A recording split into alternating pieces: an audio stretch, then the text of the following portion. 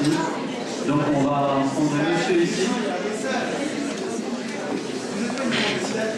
S'il vous plaît. Alors on va rester dans la liberté d'expression et le respect du temps de parole. Donc maintenant on passe à monsieur. Merci beaucoup de me donner la parole. Moi j'avais une petite question sur la...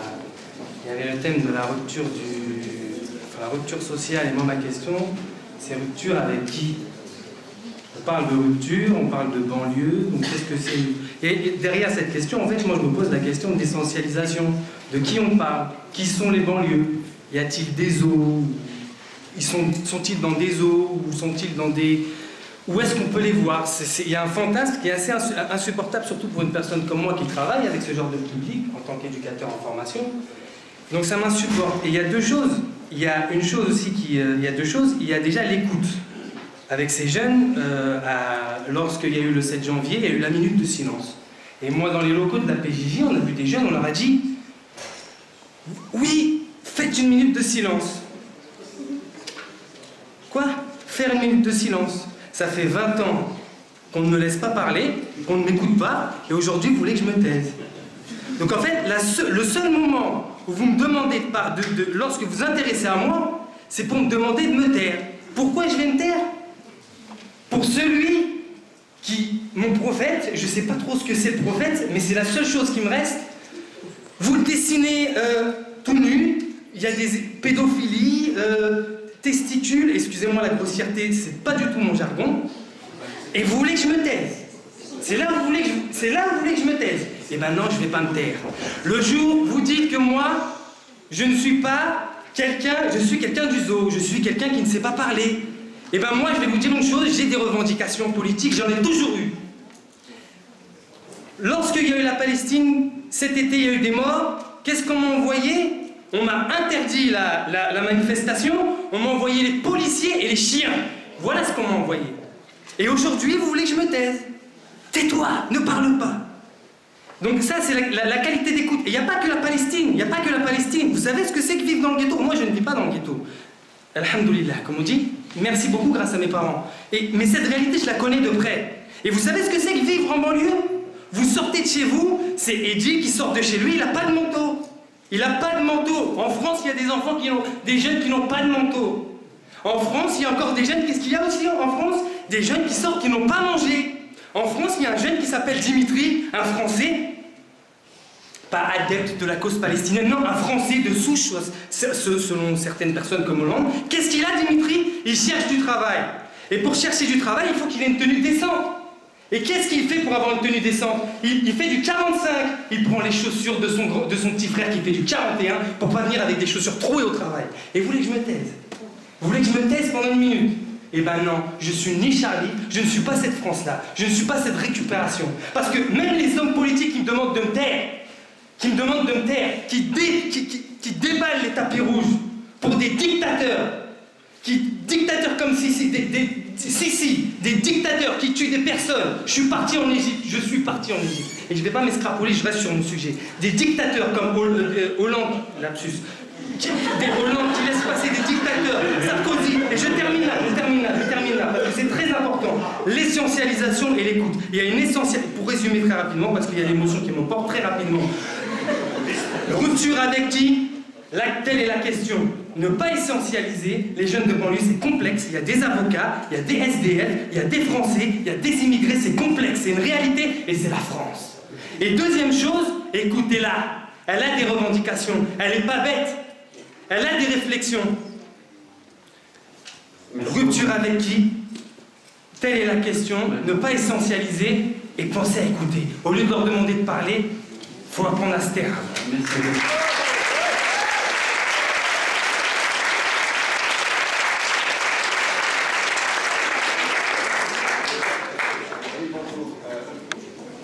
Liberté d'expression efficace. C'est bon, liberté d'expression, fracture sociale. Une brève remarque et une question, je crois, essentielle pour Tariq Ramadan. Dans une émission, vous avez déclaré dans la relation à Dieu, il n'y a qu'une façon de lire le texte. Le wahhabisme est une forme d'islam qui a été créée au XIIe siècle et qui précisément a pour spécificité d'interdire l'interprétation. Interdire l'interprétation, c'est évidemment limiter la liberté de penser. La liberté de penser, c'est l'enjeu de la liberté d'expression. Interdire l'interprétation, interdire l'interprétation, c'est évidemment interdire le lien de faire le lien entre le texte et soi, et interdire de faire le lien entre le texte et son contexte. C'est possible. En toute logique,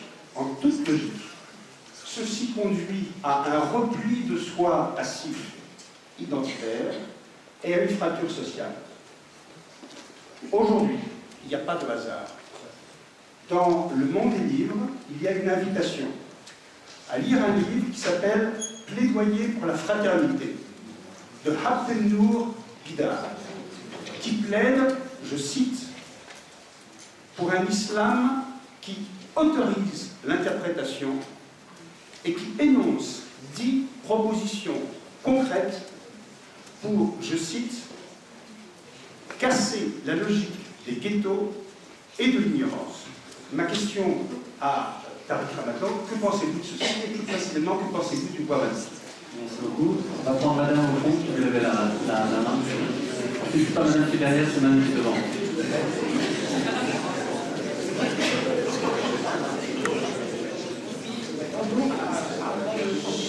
Je vais prendre le risque de nuancer un peu le véhément de propos que nous avons eu tout à l'heure. Je vais juste préciser que je suis née en banlieue, j'ai grandi en banlieue, mes frères et sœurs également, j'ai pu faire des études supérieures, eux également. Donc oui, en banlieue, effectivement, il y a des difficultés, il y a aussi des réussites. Il y a quand même en France des possibilités, quelle que soit notre origine. Il y a quand même des choses qui sont mises en place et je pense que c'est important de le souligner. En banlieue, il n'y a pas que ça. Et par rapport à tout ce qui a été dit aux interventions, j'aurais une question à monsieur Foucault par rapport au pacte civil. Et que, à titre personnel, j'essaie de m'engager politiquement dans le cadre des conseils de quartier. Et je pense que le problème qu'on a en France, c'est qu'il n'y a pas de sentiment d'appartenance. On peut être né en France, on peut avoir grandi en France, on peut n'être que la France, et ne pas se sentir français, et ne pas vouloir adhérer justement à ce pacte civil et à ce pacte social. Donc comment on fait, comment fait-on, quels sont les dispositifs, quels sont les discours, quels sont tous les outils qu'on pourrait mobiliser pour que toutes les personnes qui sont en France, qui vivent en France, participent au projet de société, qui participent à cette volonté de vouloir améliorer notre quotidien, et quelles que soient les origines, les frontières, etc. Comme a parlé M. Ramadan, de faire en sorte de se décloisonner, de sortir de l'émotion et d'accéder à la langue, parce que c'est vrai que le problème qu'on a également, c'est qu'on entend souvent dire que les minorités ne savent pas s'exprimer, ne maîtrisent pas la langue de Molière, mais je pense que Molière devrait redescendre un peu de son estrade et essayer de comprendre également les gens, ça doit se faire dans les deux sens. Donc, voilà, je vous remercie.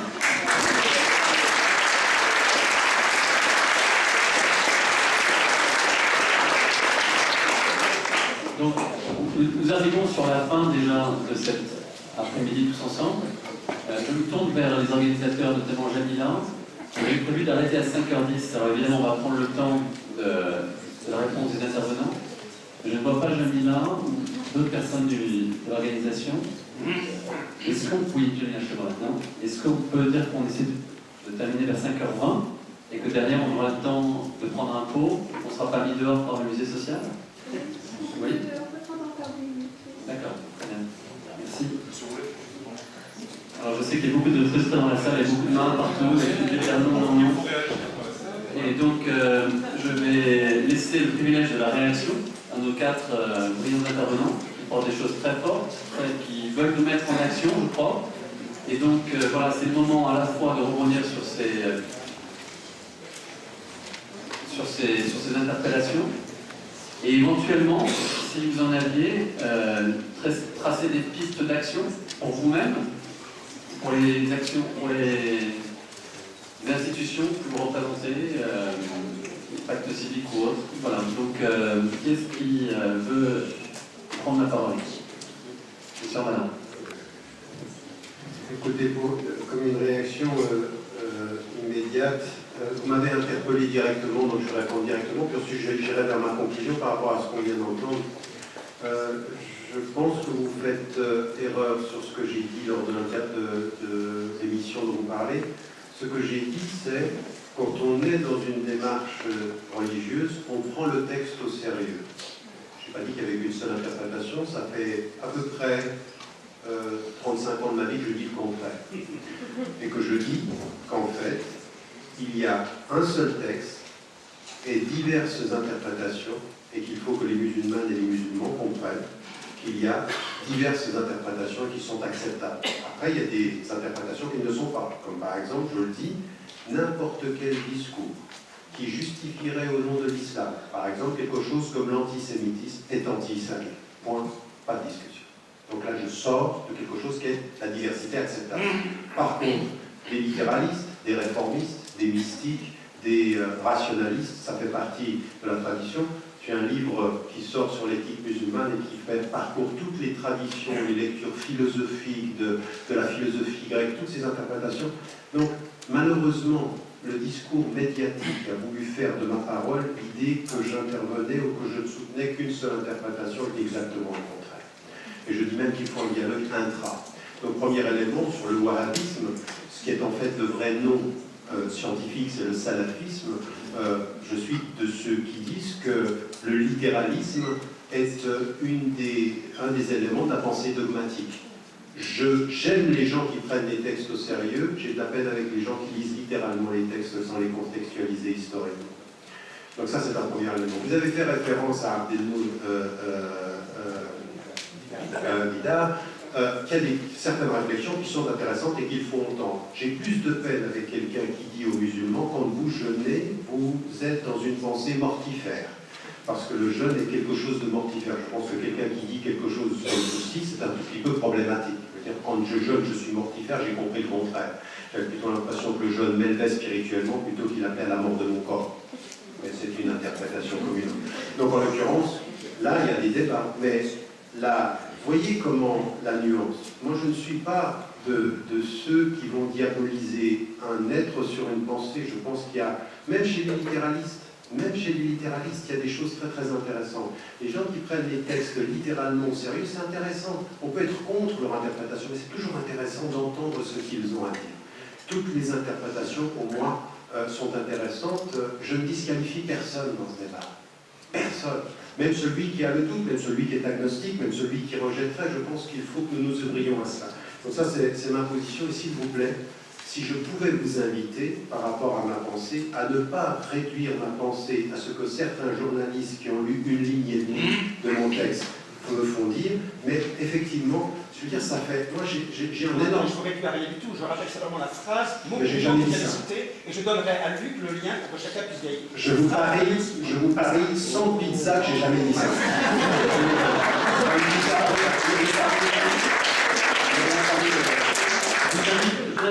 Je transmettrai le dernier élément.